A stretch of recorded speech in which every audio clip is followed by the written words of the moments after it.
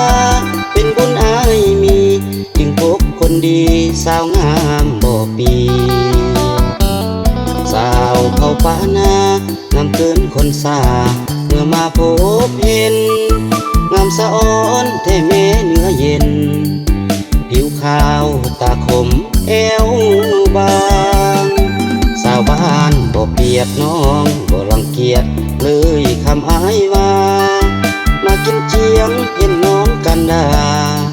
มานั่งข้างกินข้าวด้วยกัน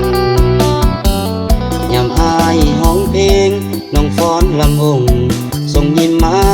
นั้นอายดีใจเฮหันที่ได้พบกันมือนั้นน้องนางอายมาครั้งหนึ่งยังตกตะลึงความงามของนางงามดังสวรรค์สั้นสร้าง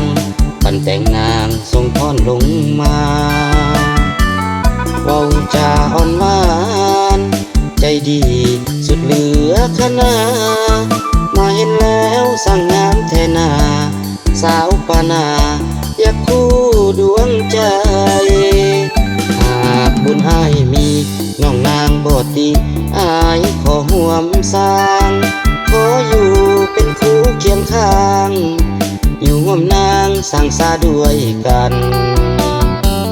สิบอกพ่อแม่เท่าแก่สองฝ่ายมา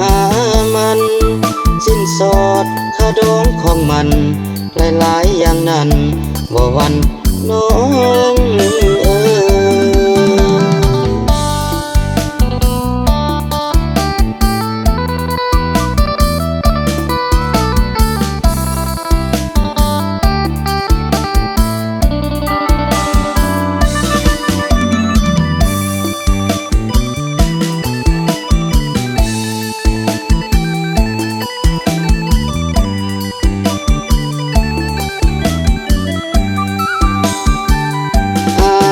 ครั้งหนึ่ง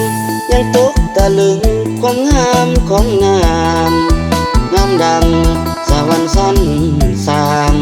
ปั่นแต่งนางทรงพรลงมาเว้าจาอ่อนหวานใจดีสุดเหลือขนามาเห็นแล้วสั่งงามแทนาสาวปานาอยากคู่ดวงใจหากบุญอายมีน้องนางบ่ติอายขอห่วมสร้าง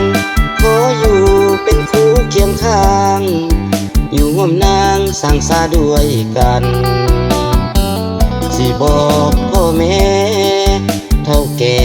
สองฝ่ายมามันสิ้นสอดค่าดองของมันหลายๆอย่างนั้นบ่วันน้อง